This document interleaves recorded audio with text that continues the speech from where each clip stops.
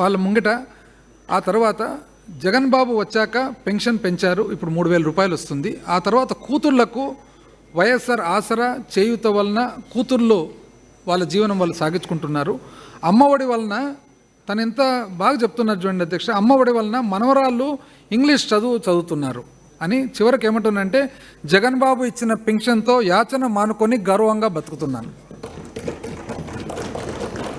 ఇవన్నీ అధ్యక్ష ఎందుకంటే ప్రజలందరికీ కూడా మన ప్రభుత్వ పరిపాలన విధానం అనేది కామన్ మ్యాన్కు ఏ విధంగా, సామాన్య మానవునికి ఏ విధంగా యాక్చువల్గా అది దాని ఎఫెక్ట్ ఉంది అనేది తెలియజేసేదానికి అధ్యక్ష. 6వది అధ్యక్ష, సంపన్న ఆంధ్ర. మౌలిక సదుపాయాలు మరియు ఉత్పాదకత అభ్యున్నత సంకల్పం.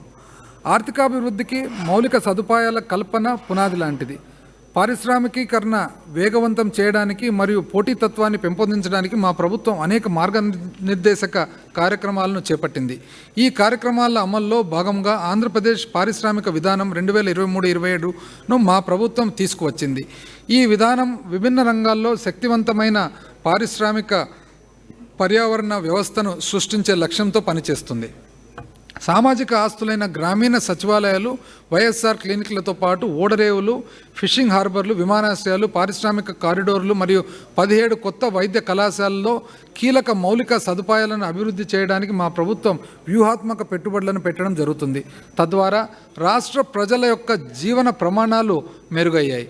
ఆరోగ్యం, విద్య మరియు గృహరంగము వంటి సామాజిక మౌలిక సదుపాయాలను నైపుణ్యం కలిగిన మానవ శక్తిని డిజిటల్ పరిజ్ఞానంతో మేళవించటం వలన గరిష్ట స్థాయిలో పెట్టుబడులు మరియు ఉద్యోగ కల్పనకు సాధించవచ్చు. ఇది మన రాష్ట్రాన్ని ఆర్థికంగా బలోపేతం చేస్తూ స్థిరమైన పారిశ్రామిక అభివృద్ధి వైపు నడిపిస్తుంది.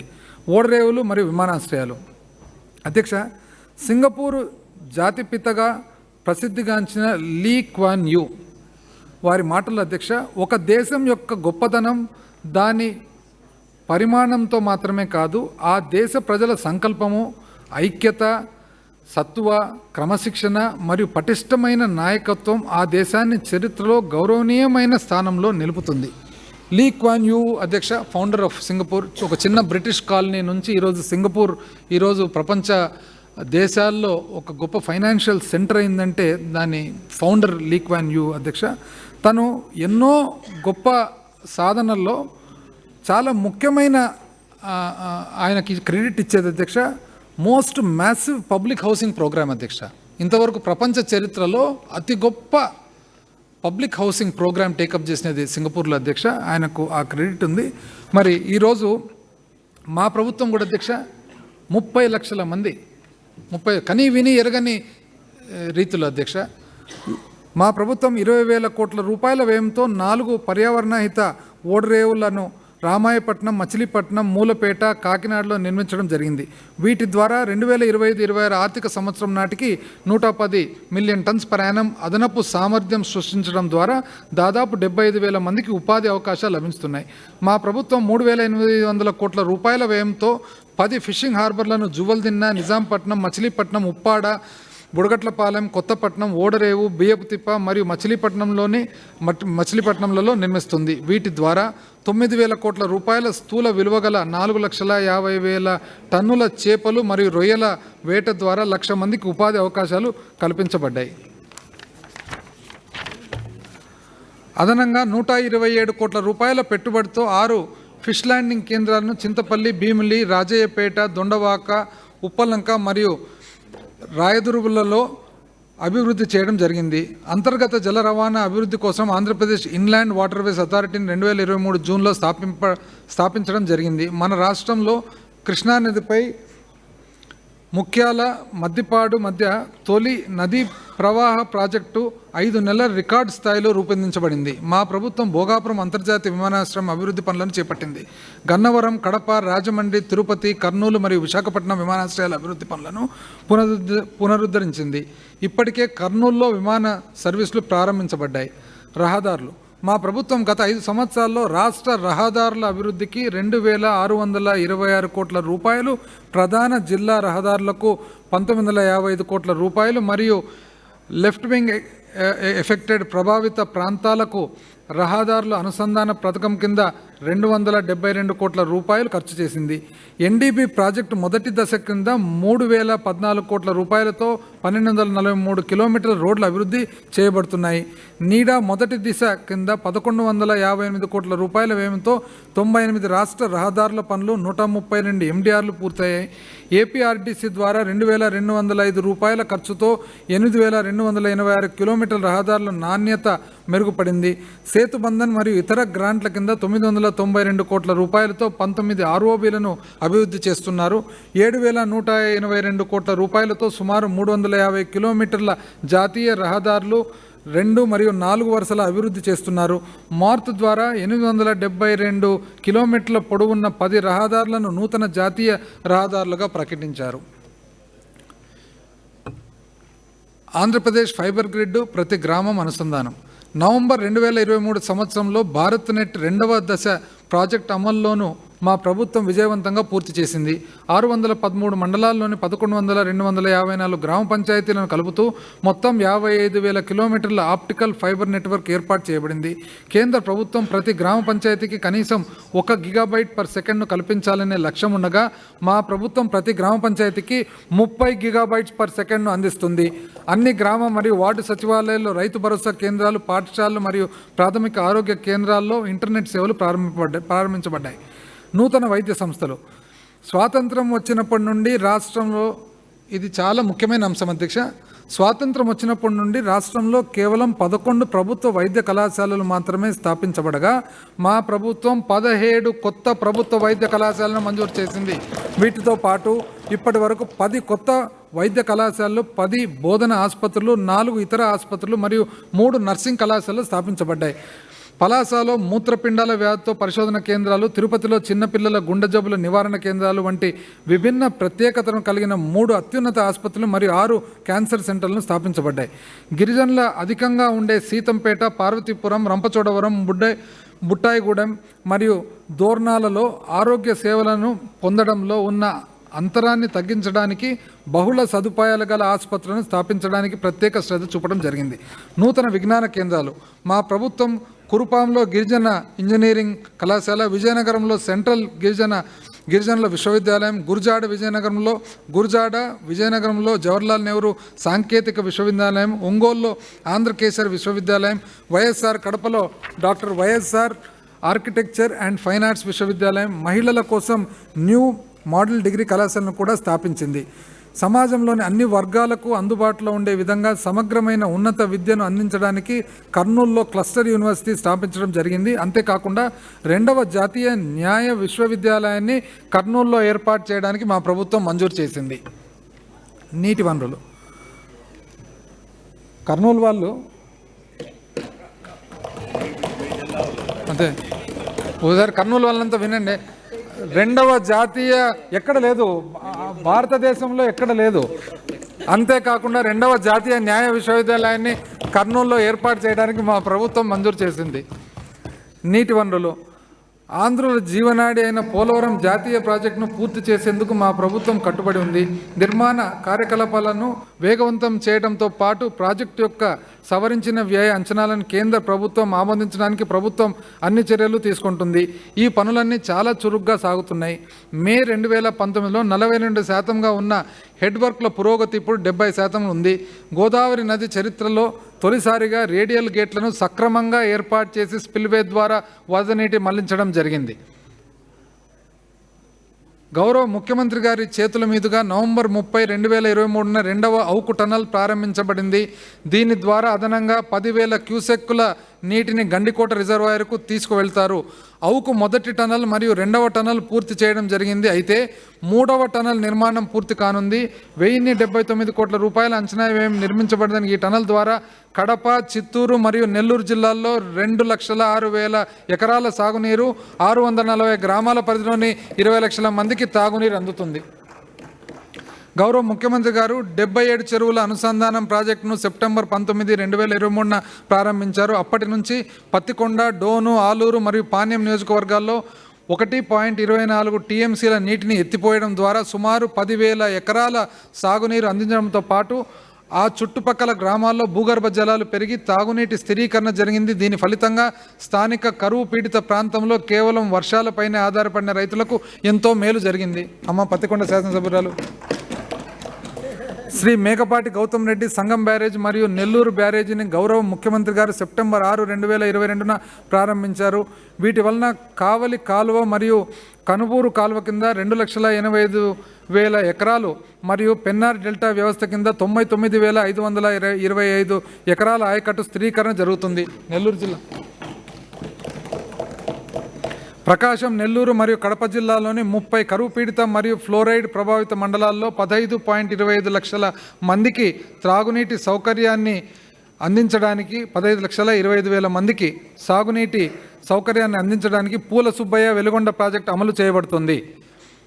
హెచ్ఎన్ఎస్ఎస్ 2వ దశలో భాగంగా ఉన్న కుప్పం బ్రాంచ్ కాలువ నిర్మాణం పూర్తయింది. దీనిని ఈ నెల ప్రారంభోత్సవం చేయాలని మా ఆలోచన.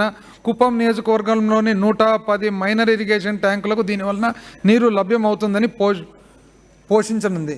దురదృష్టవశాత్తు లీడర్ ఆఫ్ అపోజిషన్ లేరు అధ్యక్ష, లేకుంటే ఇది తను వినాల్సినది. ప్రాధాన్య ప్రాజెక్టులన్నింటినీ సకాలంలో పూర్తి చేసేందుకు మా ప్రభుత్వం కట్టుబడి ఉంది. Uttarandhra Sujala Sravanthi project, Taraka Ramatheertha Sagar, Vamsadhara Nagavalli link, Hiramandalam reservoir, Gotta LBS, Thotapalli reservoir, Mahendra Tanaya reservoir, తాండవ ఎల్ఐఎస్, రాయలసీమ కరువు నివారణ పథకంలకు సంబంధించిన పనులు పురోగతిలో ఉన్నాయి. తాగునీరు 9 జిల్లాల్లో తాగునీటి సమస్యతో ఇబ్బంది పడుతున్న ప్రాంతంలో 10,137 కోట్ల రూపాయల వ్యయంతో 9 తాగునీటి పథకాలు మంజూరు చేయబడ్డాయి. దశాబ్దాల తరబడి దీర్ఘకాలిక కిడ్నీ వ్యాధులు ప్రబలుతున్న ఉద్దానం ప్రాంతంలోని 7 మండలాల్లోని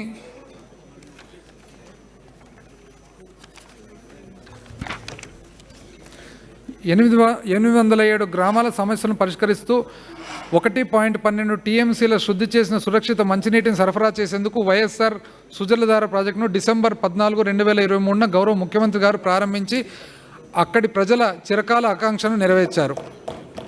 ఇంధన శక్తి ఆర్థికాభివృద్ధికి కీలక సూచన అయిన విద్యుత్ తలసరి వినియోగం 2019-20 ఆర్థిక సంవత్సరంలో 1,203 యూనిట్లుగా ఉండగా డిసెంబర్ 2023 నాటికి 1,400కు పెరిగింది. విద్యుత్ ప్రసారం మరియు పంపిణీ నష్టాలు 13% నుండి 9.22% తగ్గాయి.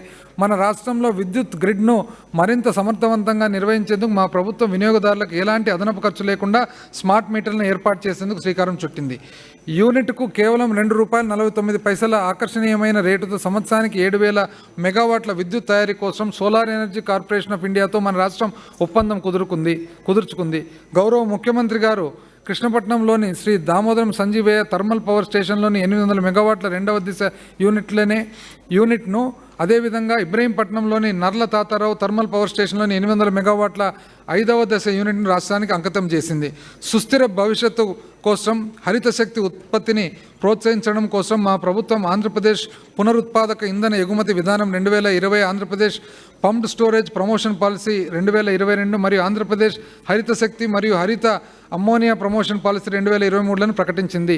Pumped storage hydro power project అభివృద్ధి కోసం అనుకూల ప్రదేశాలను గుర్తించడంతో మన రాష్ట్రం దేశంలోనే ముందంజలో ఉంది.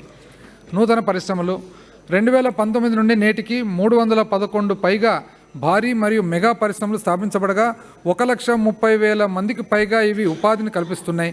వీటితో పాటు సూక్ష్మ, చిన్న, మధ్యతరహా పరిశ్రమలు 5,995 కోట్ల రూపాయల పెట్టుబడితో ఉత్పత్తులను మొదలుపెట్టడం ద్వారా 13,67,618 మందికి ఉపాధి లభించింది. మార్చి 2023లో జరిగిన ప్రపంచ పెట్టుబడిదారుల సదస్సు ఫలితంగా 13,11,000 కోట్ల రూపాయల విలువైన పెట్టుబడులతో 386 ఒప్పందాలు కుదిరాయి. తద్వారా 6,07,000 మందికి అదనపు ఉద్యోగ అవకాశాలు లభిస్తాయి. 2019 నుండి 2023 వరకు ఆంధ్రప్రదేశ్ పారిశ్రామిక ఏక గణాంక విధానం ద్వారా 57,640 దరఖాస్తులను స్వీకరించబడగా వాటిలో 54,292 దరఖాస్తులు అంటే 98.83% నిర్ణీత సమయంలో ఆమోదించబడ్డాయి. ఎంఎస్ఎంఈలకు పారిశ్రామిక ప్రోత్సాహకాలు పారిశ్రామిక అభివృద్ధి విధానం 2023-24 ప్రకారం వైఎస్ఆర్ జగనన్న బడుగు వికాసం కింద మహిళలతో సహా షెడ్యూల్ కులాలు మరియు తెగల పారిశ్రామికవేత్తలకు ప్రత్యేక పారిశ్రామిక ప్రోత్సాహకాల ప్యాకేజీని పొడిగించడం జరిగింది. సూక్ష్మ చిన్న పారిశ్రామికవేత్తల క్లస్టర్ల అభివృద్ధి కార్యక్రమం కింద 55 కొత్త క్లస్టర్లు గుర్తించబడ్డాయి. ఈ పథకం ద్వారా 37,400 మందికి ఉపాధి అవకాశాలతో పాటు 6 సాధారణ సౌకర్య కేంద్రాలను కామన్ ఫెసిలిటీస్ సెంటర్ కేంద్రం ప్రభుత్వం యొక్క తుది ఆమోదం లభించింది. 3 మౌలిక సదుపాయాల అభివృద్ధి ప్రాజెక్టులు పూర్తయి 15,144 మందికి ఉపాధి కల్పన సామర్థ్యాన్ని కలిగిన మరో 18 ప్రాజెక్టులు ప్రస్తుతం అమలు దశలో ఉన్నాయి. సూక్ష్మ చిన్న మరియు మధ్యతర పరిశ్రమల సహా పారిశ్రామిక రంగాన్ని ప్రోత్సహించడం కోసం విశాఖపట్నం చెన్నై పారిశ్రామిక కారిడార్, చెన్నై బెంగళూరు పారిశ్రామిక కారిడార్ మరియు హైదరాబాద్ బెంగళూరు పారిశ్రామిక కారిడార్ వంటి ప్రధాన పారిశ్రామిక కారిడార్ ప్రాజెక్టులను త్వరితగతిన అభివృద్ధి చేయడానికి మా ప్రభుత్వం పనిచేస్తుంది. పెట్టుబడులను ప్రోత్సహించడానికి ఆంధ్రప్రదేశ్ సమాచార సాంకేతిక పాలసీ 2021-24 మరియు ఆంధ్రప్రదేశ్ ఎలక్ట్రానిక్ పాలసీ 2021-24 అమలు చేయబడుతున్నాయి. 2019 నుండి 65 కొత్త ఐటీ కంపెనీలు స్థాపించబడగా ఇవి 47,908 మందికి ఉపాధి కల్పిస్తున్నాయి. Adani data centre park, WNS, Pulsus, Randstad మరియు ఇన్ఫోసిస్ వంటి ఐటీ దిగ్గజ సంస్థలు తమ కార్యాలయాలను మన రాష్ట్రంలో ఏర్పాటు చేసుకుంటున్నాయి. మన గౌరవ ముఖ్యమంత్రి గారు విశాఖపట్నంలో ఇన్ఫోసిస్ అభివృద్ధి కేంద్రాన్ని అక్టోబర్ 16, 2023 ప్రారంభించడంతో మన రాష్ట్రం ఒక సుస్థిర ఐటీ హబ్గా అభివృద్ధి చెందుతుంది. 2023లో జరిగిన ప్రపంచ పెట్టుబడిదారుల సదస్సులో ఎలక్ట్రానిక్ రంగంలోని పెట్టుబడిదారుల నుండి అధిక స్పందన లభించింది. ఈ సదస్సులో 15,711 కోట్ల రూపాయల పెట్టుబడితో 55,140 మందికి ఉపాధి అవకాశాలు కల్పించేందుకు 23 అవగాహన ఒప్పందాలు కుదిరాయి. 2019 నుండి గమనిస్తే మన రాష్ట్రంలో అదనంగా 17 ఎలక్ట్రానిక్ తయారీ కంపెనీల స్థాపన ద్వారా 7,832 కోట్ల పెట్టుబడితో 34,750 మందికి ఉపాధి అవకాశాలను కల్పించడం జరుగుతుంది. గౌరవ ముఖ్యమంత్రి గారు AIL డిక్సన్ టెక్నాలజీ ప్రైవేట్ లిమిటెడ్ను ప్రారంభించడంతో పాటు మరో 2 కంపెనీలకు శంకుస్థాపన చేశారు. అదేవిధంగా కడపలోని వైఎస్ఆర్ ఎలక్ట్రానిక్ మ్యానుఫ్యాక్చరింగ్ క్లస్టర్ YSR-EMCలో జూలై 2023లో 450 కోట్ల రూపాయల పెట్టుబడితో మొత్తం 6,350 మందికి పైగా ఉద్యోగాలు సృష్టించబడితేనే అంచనాతో మరో 2 అవగాహన ఒప్పందాలను చేసుకోవడం జరిగింది. సుస్థిర పర్యావరణ ప్రమాణాలను పాటిస్తూ ప్రజల రవాణా అవసరాలను తీర్చడానికి తిరుపతిలో మా ప్రభుత్వం 100 AC ఎలక్ట్రిక్ బస్సులను ప్రవేశపెట్టడం జరిగింది. వీటితో పాటు 1,500 కొత్త డీజిల్ BS 6 బస్సులకు మాత్రము ప్రభుత్వం అనుమతులను ఇవ్వటం జరిగింది. న్యాయ వ్యవస్థలో మౌలిక సదుపాయాల అభివృద్ధిని చేపట్టడం భాగంగా మా ప్రభుత్వం 32 న్యాయ భవనాలను పూర్తి చేయగా మరో 13 న్యాయ భవనాలకు నిర్మాణ పురోగతిలో ఉన్నాయి. పట్టణ అభివృద్ధి జగనన్న స్మార్ట్ టౌన్షిప్ల కింద 1,426 ఎకరాల్లో 12,042 ప్లాట్లతో MIG లేఅవుట్లను అభివృద్ధి చేస్తున్నాము. అమృత్ 2 కింద 5,000 ఎకరాల కంటే ఎక్కువ విస్తీర్ణం ఉన్న 101 పట్టణ నీటి వనరుల పునరుజ్జీవనం ప్రాజెక్టు వ్యయం 189 కోట్ల రూపాయలు. అలాగే 481 నగర ఆరోగ్య కేంద్రాన్ని కొత్తగా ఏర్పాటు చేశారు. స్వచ్ఛ ఆంధ్రప్రదేశ్ కార్యక్రమం కింద ఇంటింటికి చెత్త సేకరణ మరియు వేరు చేయడం కోసం ULBలకు 3,000 వాహనాలు అందించబడ్డాయి. గుంటూరు మరియు విశాఖపట్నంలో 2 వేస్ట్ ఎనర్జీ ప్లాంట్లు ప్రారంభించబడ్డాయి. మొత్తం 123 ULBల్లో లెగసీ వ్యర్థాల శుద్ధి ప్రారంభమైంది. జాతీయ స్వచ్ఛ అవార్డులు 3 ULB టాప్ 10లో ఉన్నాయి. ఇతర గ్రామీణ మౌలిక సదుపాయాల కింద 10,893 గ్రామ పంచాయతీ భవనాలు, 10,216 వ్యవసాయ ఉత్పత్తుల గోదాం నిర్మాణము, 8,299 భారత నిర్మాణ సేవ కేంద్రాలు మరియు 3,734 భారీ పాల శీతలీకరణ కేంద్రాలు నిర్మించబడ్డాయి. యువజనాభివృద్ధి, పర్యాటకం మరియు సంస్కృతి. దివ్యాంగ ఒలింపిక్ క్రీడాకారిణి దీపా మలిక్ తన మాటల అధ్యక్ష, మహిళా సాధికారతకు క్రీడల అత్యున్నత మాధ్యమం. ఎందుకంటే ఇవి మిమ్మల్ని మానసికంగా మరియు శారీరకంగా దృఢంగా చేస్తాయి. అది సవాళ్లను ఎదుర్కొని లక్ష్యాన్ని ఛేదించే సామర్థ్యాన్ని ఇస్తుంది.